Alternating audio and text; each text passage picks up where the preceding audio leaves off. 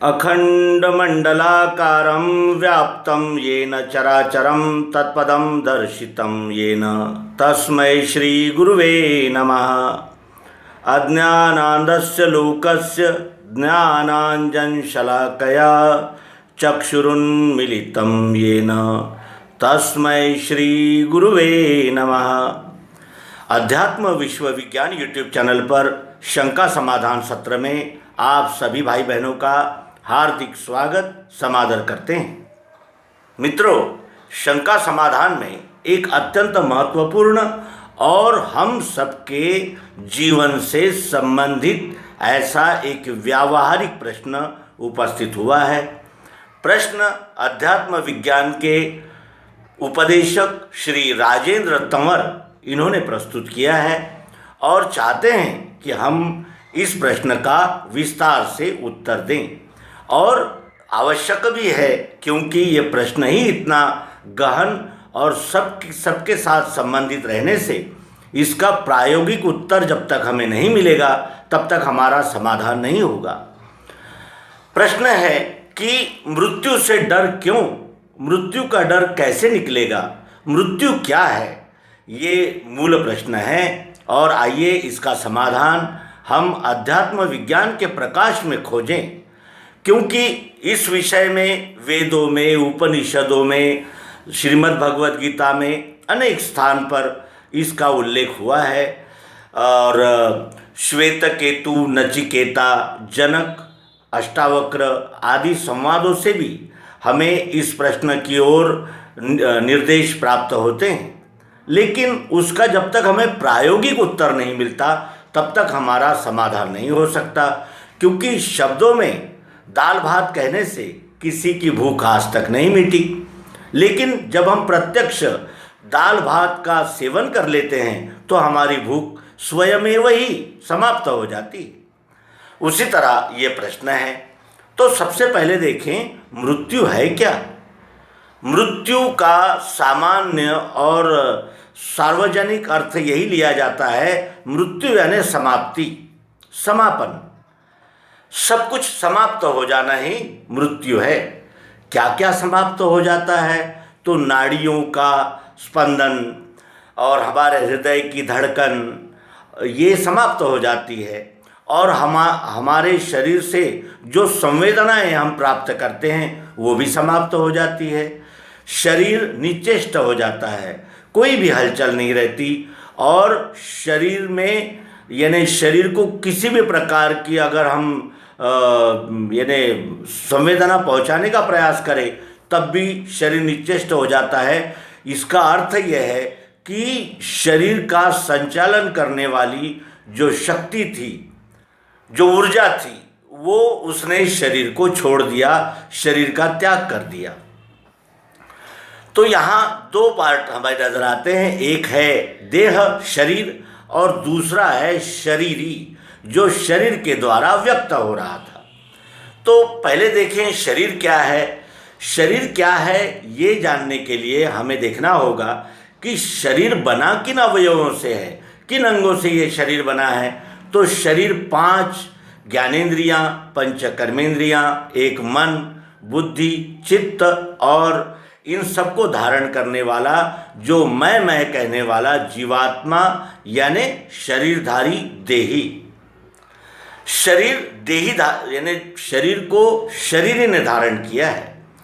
आइए अब क्रमशः देखें। 5 ज्ञानेंद्रियां हैं हमारे पास, आँख, कान, नाक, त्वचा और जीभ।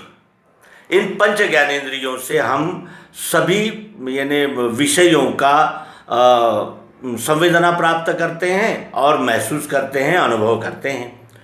तो आँखें, कान, नाक, जीभ और त्वचा ये हमारे तो अंग हुए, इंद्रियां हुई, लेकिन इन इंद्रियों को प्रकाशित कौन करता है? तो हम अध्यात्म विज्ञान के प्रयोग में सर्वप्रथम ये देखें कि ये इंद्रियां बनी कैसे है। तो हम सर्वप्रथम कोई भी वस्तु आँखों से देखना शुरू करते हैं। तो आँखें कब देखती है? जब उजाला होता है तब। इस वस्तु को हमने देखा, आँखों से देखा, प्रकाश के सहारे से देखा। प्रकाश न हो तो आंखें भी नहीं देख सकती, और आँखों में ज्वाला फूली अर्थात प्रकाश न हो तो आंखें प्रकाश रहते हुए भी नहीं देख सकती। इसका अर्थ यह है कि बाहर भी प्रकाश की आवश्यकता है, अंदर भी प्रकाश की आवश्यकता है, और दोनों जब प्रकाशित होते हैं तभी ये वस्तु आँखों से नज़र आती है, यानी आँखों द्वारा हमें इसका रूप नज़र आता है। तो अग्नि ही कारण है आँखों को देखने के लिए, आँखें देखती हैं रूप।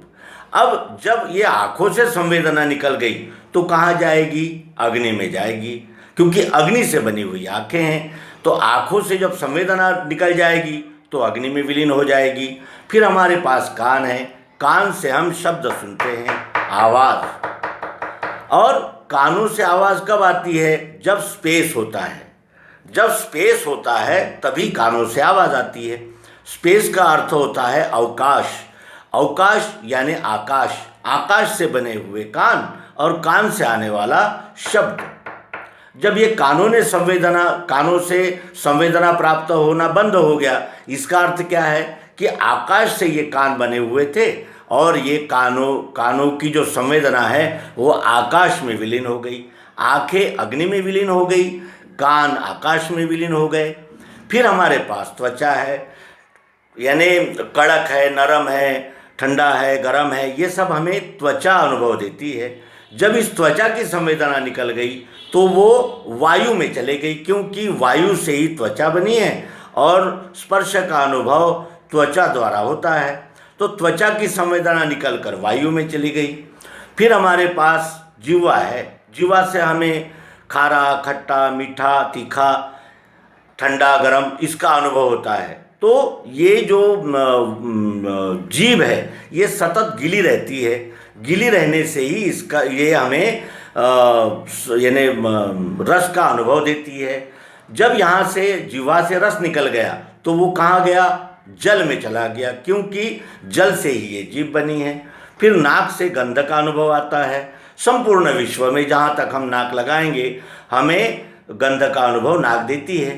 पृथ्वी तत्व से बनी हुई यानी पृथ्वी महाभूत से बनी हुई ये नाक है, और यानी गंध लेना ये उसका स्वभाव है।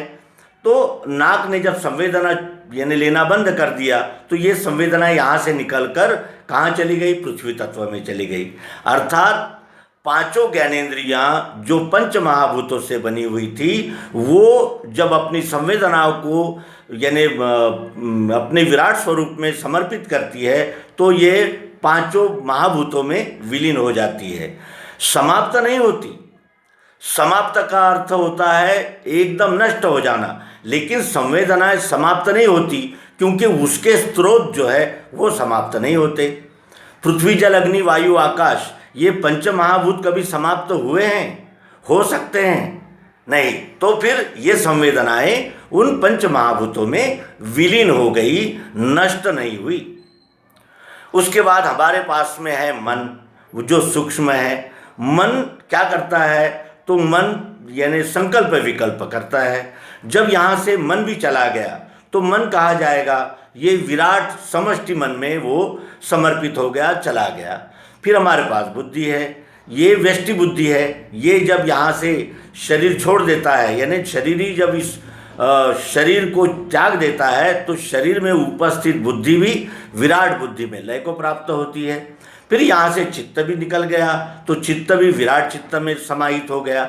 और ये जो मैं कह रहा था, ये जो यानी इस समष्टि यानी पारमेष्टि से प्राप्त हुआ जो ये व्यष्टि मैं है, ये मैं समष्टि में समर्पित हो गया, नष्ट नहीं हुआ, यहाँ से निकलकर समष्टि में समर्पित हो गया। इस तरह संगठन जब होता है तो ये पंच महाभूत इकट्ठा आते हैं और ये वस्तु बनती है, और जब ये विघटित होती है तो वही पंच महाभूतों में इसका लय हो जाता है। अब मृत्यु क्या यानी मृत्यु से डर क्यों लगता है? तो इसका उत्तर यह है कि हम जब तक इस शरीर में रहते हैं तब तक इस शरीर को ही स्वयं मान लेते हैं, यानी इतना ही मैं हूँ, ये शरीर ही मैं हूँ। ऐसा हम अज्ञानवश मान लेते हैं, क्योंकि सद्गुरु युक्ति का हमें बोध नहीं होता। तब तक सद्गुरु की युक्ति का बोध होते ही हमें ये ध्यान में आता है कि ये शरीर केवल एक यंत्र है, एक साधन है, व्यवहार करने का एक साधन है। और ये साधन हमें किस लिए मिला? इसी से स्थूलता पाई, स्वरूप बोध के लिए, अपने आप को जानने के लिए ही इस शरीर की हमें प्राप्ति हुई है। हमने इस शरीर का दुरुपयोग किया और इस शरीर को ही अपना स्वरूप मानकर हम इस शरीर के द्वारा प्राप्त होने वाली संवेदनाओं को ही हम अपना स्वरूप समझ बैठे। इसलिए हमें इस शरीर को त्यागते समय कष्ट होता है, दुख होता है, डर लगता है। लेकिन जब हम ये जानते हैं कि ये पंच महाभूतों से ही शरीर बना हुआ है और शरीर ही हम नहीं हैं, शरीर में है लेकिन केवल शरीर ही हम नहीं हैं, तो ये शरीर को हमने धारण किया है और जो भी वस्तु यहाँ इस विश्व में बनती है उसका विघटन होना अवश्यम भावी होता है। कोई भी वस्तु लीजिए, पेन लीजिए, कोई भी वस्तु जब बनती है तो उसका एक न एक दिन विघटन होता है, नष्ट नहीं होती, वस्तुएं समाप्त नहीं होती। ये वस्तु भी जब विघटन होगा इस वस्तु का, तो ये पेन इस नाम से नहीं रहेगी लेकिन प्लास्टिक इस नाम से रहेगी। तो जब हम अपने मूल स्वरूप को जान लेते हैं, हमारा ही ये स्वरूप विश्वरूप है, ये जब हम जान लेते हैं तब हमें विघटन का डर नहीं लगता। क्योंकि ये पेन जब विघटित होगा तो प्लास्टिक बनेगा और प्लास्टिक है तब तक वो अनंत आकारों प्रकारों में व्यक्त हो सकता है, क्योंकि इसका पेन का विघटन हुआ, पेन समाप्त नहीं हुआ, क्योंकि वो प्लास्टिक के रूप में बचा हुआ है। तो जब हम अपनी मूल स्वरूप को जान लेते हैं तो मृत्यु का डर निकल जाता है। इस तरह हम सद्गुरु योग युक्ति सर्वांग योग से अपने विराट स्वरूप का दर्शन और प्रत्यक्ष साक्षात्करण कर लेने के बाद हमारा मृत्यु का डर निकल जाता है। मृत्यु शरीर की होती है, हमारी नहीं होती, क्योंकि हमने ये शरीर धारण किया। अब देखें कि हम कौन हैं, तो हम लिंग शरीर है। लिंग शरीर अनेक जन्म अनेक शरीर धारण कर सकता है। कब तक? जब तक ये लिंग शरीर जो हम हैं वो जब तक हमारी संपूर्ण वासनाओं का लय नहीं होता, जब तक हमारे वासनाओं का क्षालन नहीं होता, तब तक हम बार बार शरीर धारण करते रहते हैं। वासनाओं ने ही ये शरीर का धारण किया है और सद्गुरु योग युक्ति प्राप्त होते ही हमारी वासनाएं इस विराट स्वरूप में लीन हो जाती है, लय को प्राप्त करती है। तो हमें फिर जन्म तो होता ही है, लेकिन अब जन्म व्यष्टि वासनाओं की पूर्ति करने के लिए नहीं होता, इस विश्वरूप विधाता की सेवा के लिए ही जन्म होता है। और जब हम अपने क्षुद्र वासनाओं के लिए जन्म लेते हैं तो वही जन्म बंधन कारक हो जाता है। और विराट विश्वरूप परमात्मा की अनन्य भाव से ये जानकर कि ये विश्व और हम अलग अलग नहीं हैं, ये जानकर जब हम जन्म लेते हैं और जब हम इस विराट विश्व की सेवा में संलग्न हो जाते हैं तो फिर हमारा मृत्यु का भय भी समाप्त हो जाता है।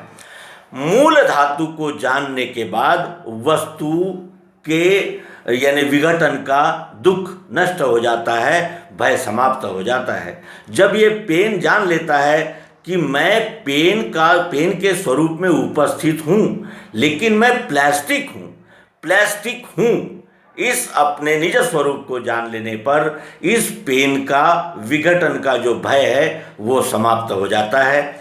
इतना ही इस शंका समाधान के सत्र में हम यथामति मृत्यु क्या है और मृत्यु का स्वरूप क्या है और मृत्यु का डर कैसे निकलेगा, इस विषय में यथामति प्रतिपादन कर सके हैं।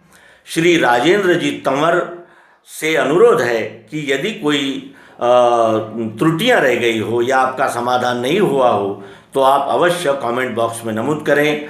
हम उनकी शंकाओं का यथामति समाधान करने का अवश्य ही प्रयास करेंगे। नर्मदे हर सद्गुरु भगवान की जय, विश्वरूप परमात्मा की जय। ओम शांति शांति शांति।